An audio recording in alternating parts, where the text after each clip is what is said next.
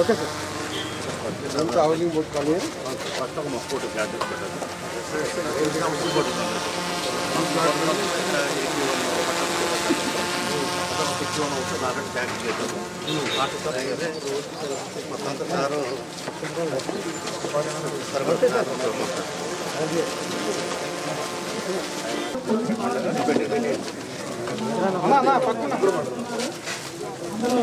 Sir ఒకసారి చూడండి sir ఒకసారి చూడండి సార్ వాటర్ బట్టలో పెట్టి వాటర్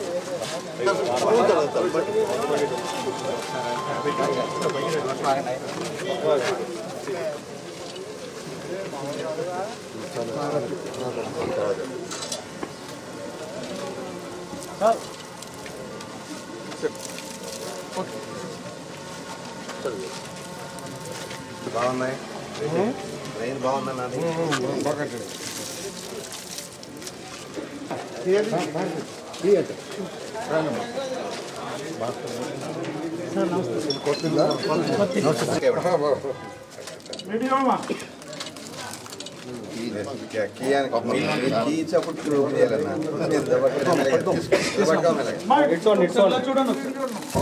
మరి దీని దగ్గర కప్ప తయారు చేయించావా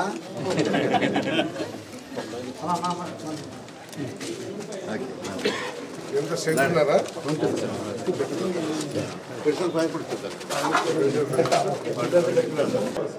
సార్ ఒక్క నిమిషం ఓకే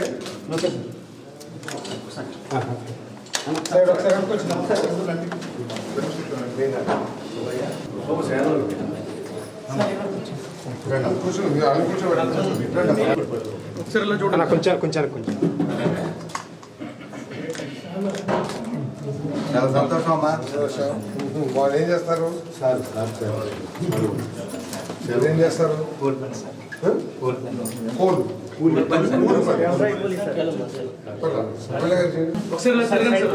డిపార్ట్మెంట్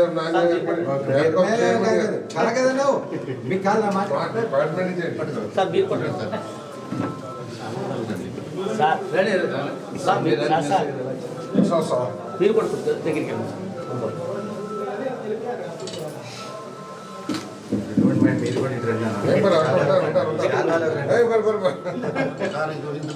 రైట్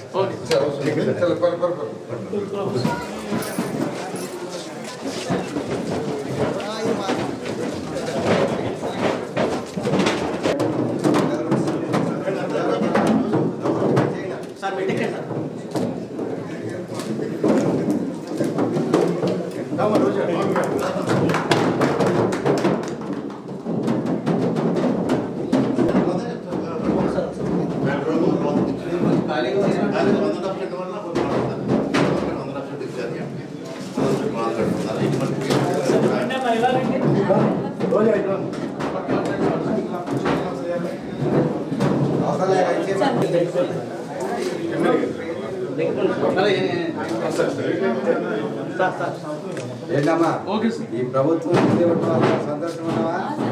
సంతోషం ఉన్నావా 10 మందికి ఈ విషయం చెప్తున్నావా? కూటమి ప్రభుత్వం వచ్చాక మన ప్రజలందరికీ కూడా మంచి చేస్తున్న విషయాలు మీ అందరికీ ఐడియా ఉన్నాయా?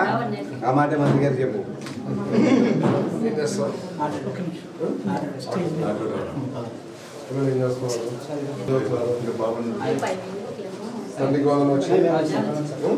ఆటో కూడా వచ్చి ప్రభుత్వం ఎలా ఉన్నారు? ప్యాసింజర్లు ఏమంటారు? ప్యాసింజర్ ఆటోయేనా? అడిషనల్ అమౌంట్ వచ్చింది అక్కడ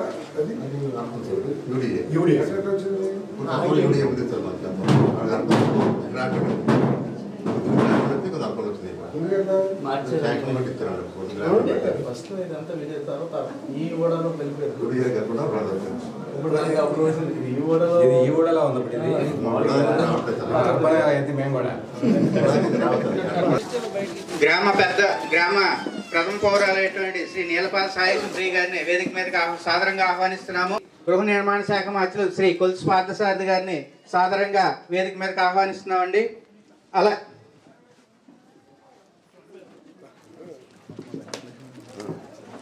మన స్థానిక శాసనసభ్యులు ఉంగుటూరు శాసనసభ్యులు శ్రీ పచ్చమట్ల ధర్మరాజు గారిని సాదరంగా వేదిక మీద ఆహ్వానిస్తున్నామండి.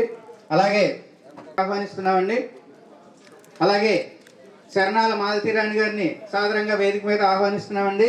ఎంపీటీసీ గారు శ్రీ బొక్క వెంకటలక్ష్మి. ఈరోజు మన ఉంగుటూరు నియోజకవర్గం మన వడ్డీ కార్పొరేషన్ చైర్మన్ ఘనసాల వెంకటలక్ష్మి గారికి, వేదిక మీద ఉన్న అధికారులకు, మన గ్రామ ప్రజలకు, మీడియా మిత్రులకు అందరికీ కూడా పేరు పేరున నా హృదయపూర్వక నమస్కారాలు తెలియజేసుకుంటాం. మనకి కాలనీలో సార్ ఇక్కడ 82 ఇళ్ల పట్టాలు ఉంటే దాంట్లో ఆల్రెడీ 47 అన్నీ కంప్లీట్ అయినాయి. అలాగే మనం ఈ కూటమి ప్రభుత్వంలో రాగానే 40 లక్షలతో ఈ రోడ్లన్నింటినీ కూడా నిర్మించి, అలాగే ఎలక్ట్రికల్కి 32 లక్షలతో, అలాగే వాటర్ కూడా చేయడం జరిగింది. మనకి ఇక్కడ ప్రధాన సమస్య వచ్చి ఇంకా చాలా మందికి సుమారుగా ఒక 100 మంది వరకు కూడా ఇంకా ఇంటి స్థలాలు కావాలి. ఆ ఇళ్ల స్థలాలను కూడా నాకు చాలా హెల్ప్ చేశారండి. అందరికీ వందనాలండి.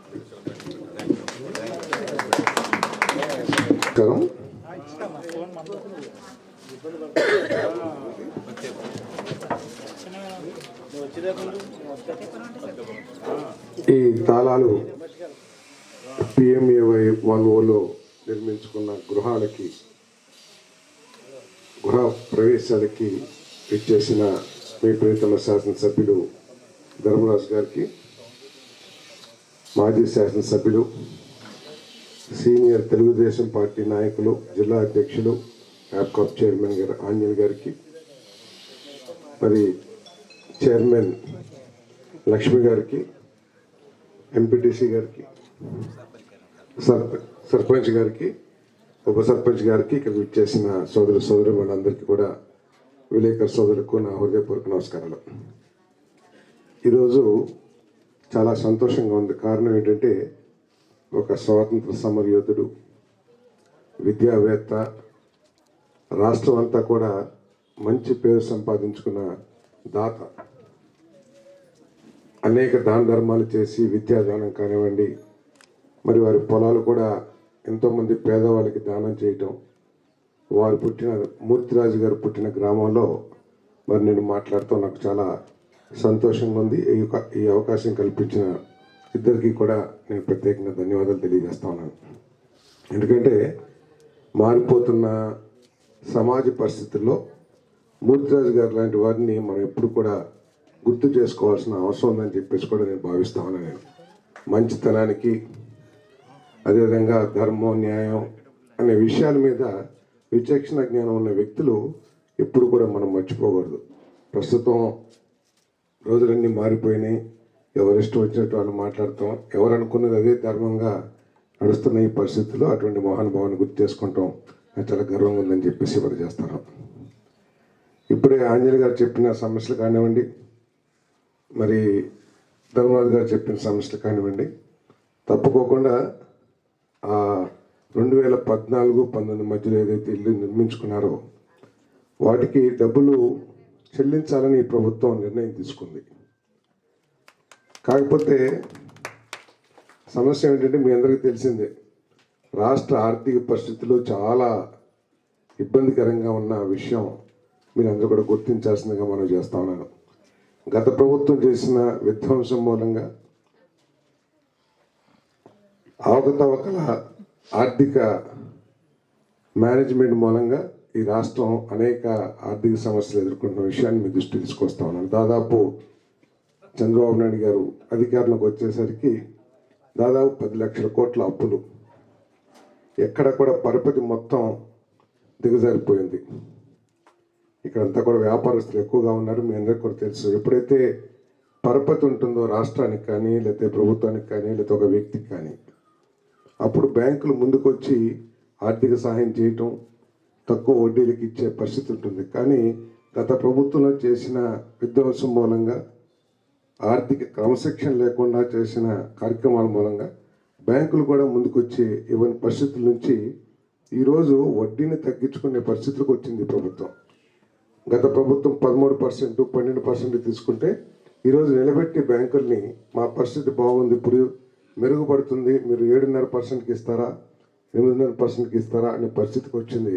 కాబట్టి కొంత ఆలస్యం అవుతుంది, కానీ తప్పకుండా మీ బకాయిలు తీరుస్తామని చెప్పేసి కూడా ఈ సందర్భంగా తెలియజేస్తా ఉన్నాను. ఏదైతే త్రాగునీటి సమస్య చెప్పారో వాటర్ ట్యాంక్ కాకపోయినా డైరెక్ట్ పంపింగ్ కూడా చేయొచ్చు. అట్లా మీకు అభ్యంతరం లేదా? అంటే ఈ 87 ఈ కాలనీకి అయితే నేను అంటున్నాను.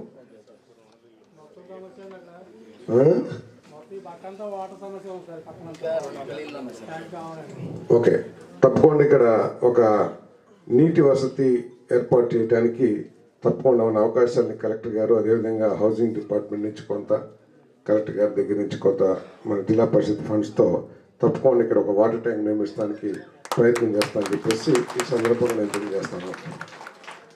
ఇందాక ఆంజనేయ గారు చెప్తా ఉన్నారు, ఆంజనేయ గారు ఏంటంటే, సారథి గారు మీరు తెలుగుదేశం పార్టీలో కట్టుకున్న ఇళ్ళకేమో డబ్బులు ఇస్తలేదు, వైఎస్ఆర్సీపీలో శాంక్షన్ చేసిన ఇళ్ళకి డబ్బులు ఇస్తున్నారని. మన బ్రదర్ పేరు ఏంటి, మన బ్యాంక్ ప్రెసిడెంట్ గారు నవ్వుతున్నారు, నరసింహారావు గారు నవ్వుతున్నారు. ఎందుకంటే అందరికి మనసులో ఉంది. కానీ ఇక్కడ అర్థం చేసుకోవాల్సింది ఏంటంటే, గత ప్రభుత్వం ఇచ్చిన 1,80,000లో ఒక్క రూపాయి కూడా రాష్ట్ర ప్రభుత్వం అందలేదు. మొత్తం కేంద్ర ప్రభుత్వం నుంచి ఇచ్చిన నిధులతోనే గత ప్రభుత్వం ఈ హౌసింగ్ ప్రోగ్రామ్ను ముందుకు తీసుకెళ్ళింది. ఒక్క రూపాయి కూడా. కేంద్ర ప్రభుత్వం 1,50,000 ఇస్తే ఇంకో 30,000, అది కూడా ఏంటి, కేంద్ర ప్రభుత్వ పథకమైన ఎన్ఆర్జీఎస్ ఉపాధి హామీ పథకం ద్వారా 30,000 కలిపి 1,80,000 ఇచ్చింది గత ప్రభుత్వం. దానికి తోడు డ్వాక్రా లోన్లో 35,000 ఇచ్చి 2,15,000 యూనిట్గా ఖర్చు పెట్టారు. కాబట్టి ఈరోజు ఏదైతే మనం వచ్చిన తర్వాత కూడా డబ్బులు ఇస్తా ఉన్నామో అవి పూర్తిగా కేంద్ర ప్రభుత్వ నిధులు. అవి ఖర్చు పెట్టుకోకపోతే మన రాష్ట్రానికి నష్టం వస్తుంది, పేద ప్రజలు నష్టపోతారు. జగన్మోహన్ రెడ్డి గారికి, చంద్రబాబు నాయుడు గారికి తేడా ఏమిటంటే, 2014 మీరు ఏదైతే అడుగుతున్నారో 14-19 ఇల్లులు, అప్పుడు నేను కూడా వైసీపీలో ఉన్నా, చెప్పుకుని పాపం చేసిన పాపం చెప్పుకుంటూ పోయిద్దంటారు చూసారా.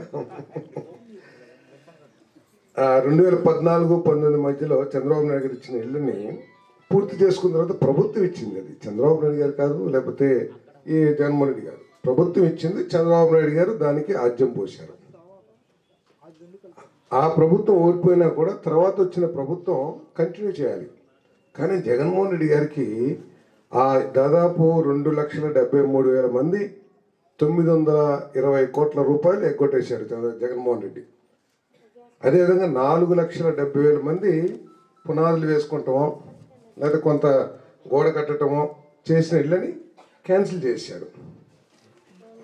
బహుశా ఆయనకి ఆ 2,73,000 ఇల్లు, 4,70,50,000 ఇళ్లలో చంద్రబాబు నాయుడు గారి మోహమే కనపడింది. కానీ దాంట్లో పేదవాళ్ళు, చిన్న చిన్న ఉద్యోగస్తులు, కూలీ చేసుకునే వాళ్ళు, బీసీలు, ఎస్సీలు వాళ్ళు కట్టుకుంటున్నారు, వాళ్ళకి అన్యాయం చేయకూడదని ఆయన ఆలోచన చేయలే.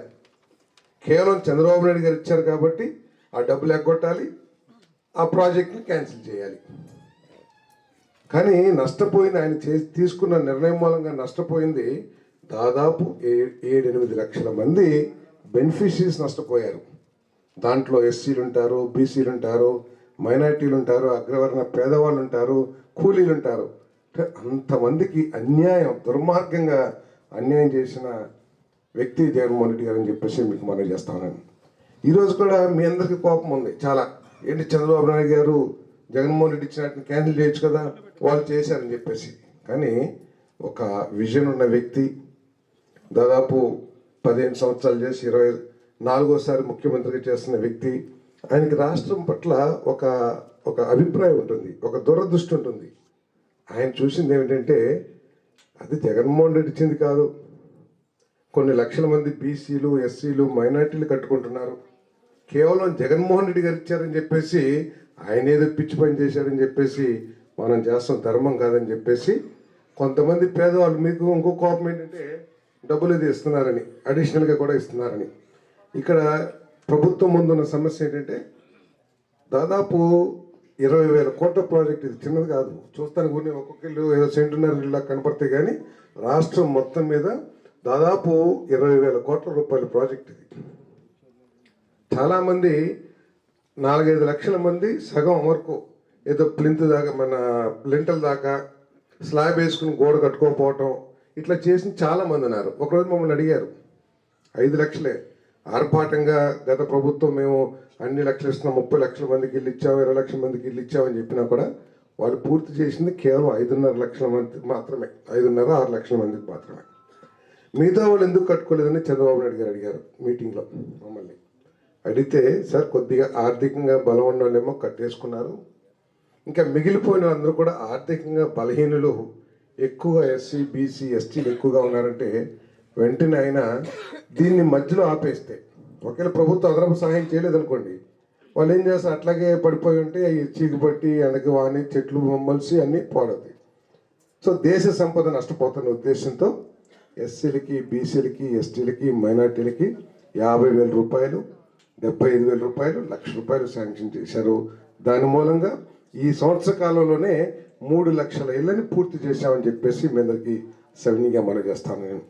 సో ప్రభుత్వం యొక్క లక్ష్యం ఏంటంటే చంద్రబాబు నాయుడు గారు మాకు చెప్పింది 2029 వచ్చేసరికి ఈ రాష్ట్రంలో అర్హత ఉన్న ఏ పేదవాడు కూడా, ఏ పేద సోదరుమని కూడా నాకు ఇల్లు లేదు అనుకోకుండా మీరు ఇల్లు శాంక్షన్ చేయండి, దానికి ఏ విధమైన శ్రమ అయినా ఇబ్బంది అయినా పడదాం, కానీ వాళ్ళకి ఇల్లు ఇప్పించాలని చెప్పేసి మరి ముఖ్యమంత్రి గారు ఆదేశాలు ఇచ్చారు. తప్పకుండా అందరికీ ఇల్లు పూర్తి చేయడానికి మా వంతు మేము కృషి చేస్తామని చెప్పేసి కూడా ఈ సందర్భంగా తెలియజేస్తాను. మరి నిజంగా ధర్మరాజు గారు నేను ప్రత్యేకంగా అభినందిస్తున్నాను. ఎందుకంటే హౌసింగ్ బోర్డుకి సంబంధించిన ఖాళీలు చాలా ఖాళీలు గత ప్రభుత్వం ఏంటంటే అంటే వాళ్ళు ఒక లక్ష్యం లేకోకుండా సంక్షేమ కార్యక్రమాలు చేశారనేది నా అభిప్రాయం. ఉదాహరణకి అమ్మఒడి ఇచ్చారు, ఫీజు రింబర్స్మెంట్ ఇచ్చారు, కొన్ని లక్షల మంది చదివించారు, 43 లక్షల మందికి అమ్మఒడి ఇచ్చారు. మనం ఇప్పుడు 67 లక్షల మందికి ఇస్తున్నాం, ఇది తల్లికి వందనం. వీళ్ళందరినీ చదివించిన తర్వాత వీళ్ళ భవిష్యత్ ఏంటి అని ఆలోచించాల్సిన బాధ్యత ప్రభుత్వం అనేదా కాదా అనేది మీరందరూ కూడా మనస్ఫూర్తిగా నిష్పక్షపాతంగా చెప్పాలి. ఎందుకంటే ఇప్పుడు ప్రతి సంవత్సరం ఒక 4 లక్షల మంది పిల్లలు లేదా 3 లక్షల మంది ఇంజనీర్లు అవుతున్నారు, గ్రాడ్యుయేట్లు అవుతున్నారు. వీళ్ళందరికీ ఆర్థికంగా ఏదో ఫీజు రింబర్స్మెంటో లేదా అమ్మఒడో ఇచ్చాం. కానీ గత ప్రభుత్వం లక్ష్యం లేనిదని చెప్పేసి ఎందుకన్నానంటే, అరే ఇంతమంది పిల్లల్ని చదివిస్తున్నాం, వీళ్ళకి ఉద్యోగ అవకాశాలు ఏ విధంగా దొరుకుతాయి, ఉద్యోగాలు ఎట్లా దొరుకుతాయి అని చెప్పేసి గత ప్రభుత్వం ఆలోచన చేయలే. కానీ ఈరోజు చంద్రబాబు నాయుడు గారు తల్లికి వందనం వాళ్ళు 43 లక్షల మందికి ఇస్తే ఈరోజు ఎంతమంది పిల్లలు చదువుకుంటే అంతమందికి తల్లికి వందనం ఇస్తున్నాం. 5గురు పిల్లలు ఉన్నా కూడా వాళ్ళకి తల్లికి వందనం 13,000 కడికి ఇస్తా ఉన్నాం. ఫీజు రింబర్స్మెంట్ ఇస్తున్నాం. వీళ్ళందరికీ చదివించడం ఒక్కటే కాదు ప్రభుత్వం బాధ్యత, చదివించిన తర్వాత వారికి ఏ విధంగా ఉపాధి కల్పించాలి, ఉద్యోగ అవకాశాలు కల్పించాలి అనేది కూడా చంద్రబాబు నాయుడు గారి ఆలోచన. 20 లక్షల ఉద్యోగాలు ఈ 5 సంవత్సరాల్లో కల్పించి ఈ మన పిల్లలందరికీ కూడా ఉద్యోగాలు వచ్చేటట్టు చేయాలని చెప్పేసి ముఖ్యమంత్రి గారు, అదేవిధంగా లోకేష్ గారు, అదేవిధంగా పవన్ కళ్యాణ్ గారు తీవ్రంగా కృషి చేస్తున్నారని చెప్పేసి మీ అందరికీ సవినీయంగా మనం చేస్తున్నాము. దాంట్లో భాగంగానే దాదాపు 8.5 లక్షల కోట్ల పెట్టుబడులు ఇప్పటికే పనులు ప్రారంభించినాయి. ఏదో ఉపన్యాసంలో చెప్పడమో లేదా కాగితాల మీద సంతకం కాదు, ఆల్రెడీ పనులు ప్రారంభించినాయి. గూగుల్ కానివ్వండి, స్టీల్ ప్లాంట్ ఆర్సిలరీ మెట్లు కానివ్వండి, బీపీసీఎల్ రిఫైనరీ కానివ్వండి, దాంట్లో దాదాపు 6.5 లక్షల ఉద్యోగాలు 100% 2027, 2028లో మన పిల్లలకి వస్తాయని చెప్పేసి మీ అందరికీ సవినీయంగా మనం చేస్తాను నేను. అదేవిధంగా వైజాగ్లో ఏదైతే మొన్న సంతకాలు పెట్టారో 13.5 లక్షల కోట్లు పెట్టుబడి పెడతామని చెప్పేసి పారిశ్రామికవేత్తలందరూ వచ్చారు. అవి పూర్తి అయిపోతే దాదాపు 15 లక్షల మందికి ఉద్యోగ అవకాశాలు లభిస్తాయి. సరే 13.5 లక్షల మంది సంతకం పెట్టారు, కానీ వాళ్ళు దాంట్లో ఎంతమంది నిజంగా పెట్టుబడి పెడతారు, ఇక్కడ పెడతారు అనేది కొంత అనుమానం ఉంటుంది. సరే 15 లక్షల్లో ఒక 10 లక్షల కోట్లు పెట్టినా కూడా దానికి దాదాపు 7-8 లక్షలు, మరొక 7-8 లక్షలు వస్తాయి. సో ఈ విధంగా మన పిల్లలకి మంచి భవిష్యత్తు కోసం ఇవి ఇస్తున్నారని చెప్పేసి కూడా మరి ఉద్యోగాలు కల్పించే బాధ్యత కూడా ఈ ప్రభుత్వం తీసుకుంటుంది. అందుకనే మీరు చూసుంటారు లోకేష్ గారు ఒకసారి ఆస్ట్రేలియా, ఒకసారి అమెరికా, లేకపోతే ఒకసారి ఇంకొక దేశం వెళ్తున్నారు. ఆయన ఏదో భార్య సమేతంగా వెళ్తలా, ఆయన ఏదో హాలిడేస్కి వెళ్తలా, వెళ్ళిన ప్రతి క్షణం కూడా ఈ పెద్ద పెద్ద పారిశ్రామికవేత్తల్ని కలిసి మా రాష్ట్రం రండి, మాకు మా దగ్గర చదువుకున్న పిల్లలు ఉన్నారు, ఇంజనీర్లు ఉన్నారు, గ్రాడ్యుయేట్స్ ఉన్నారు, మీకు చక్కగా ఫ్యాక్టరీ పెట్టుకోవచ్చు, మేము అన్ని వసతులు కల్పిస్తామని చెప్పి వాళ్ళందరినీ కూడా ఇక్కడికి తీసుకొస్తున్నారని చెప్పేసి